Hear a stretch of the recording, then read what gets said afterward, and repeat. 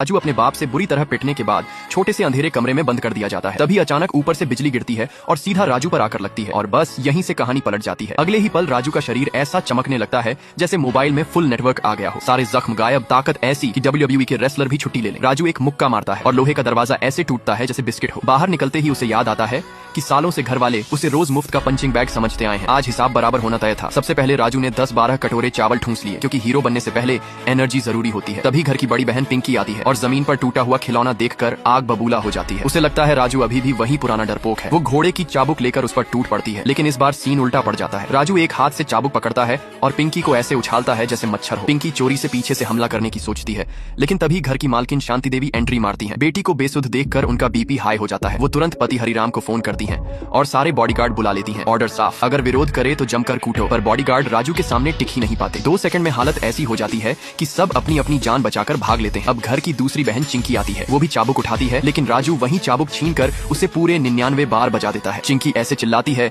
जैसे किसी ने उसका वाईफाई काट दिया हो। तभी घर का लाडला बेटा बंटी सोचता है, अगर मैं राजू को और भड़काऊं तो इसे घर से निकाल दिया जाएगा। वो जानबूझकर उकसाता है, लेकिन राजू कहता है जब खुद मांग रहा है तो मना क्यों करूं। इसी बीच बाप हरिराम गुंडों की फौज लेकर लौट आता है। सबको लगता है अब राजू गया, लेकिन राजू सबके सामने ऐलान करता है, इस घर में चीजों का हक मुझे भी बंटी जितना चाहिए। प्यार व्यार तुम जिसे देना है दो, मुझे फर्क नहीं पड़ता, लेकिन आगे से अगर किसी ने मुझे उकसाया तो अंजाम अच्छा नहीं होगा। हरिराम गुस्से में अपनी पुरानी बेल्ट निकालता है, लेकिन राजू उसका हाथ पकड़कर वहीं रोक देता है। अब बाप भी समझ जाता है कि मामला हाथ से निकल चुका है। वो बॉडीगार्ड्स को हुक्म देता है, इसे जान से मार दो। तभी छोटी बहन गुड़िया ड्रामा करते हुए बोलती है, एक खिलौने के लिए इतना गुस्सा ठीक नहीं है। मेरी कलाई टूटी है तो क्या हुआ, गलती मेरी है, भाई की कोई गलती नहीं। इस बदतमीज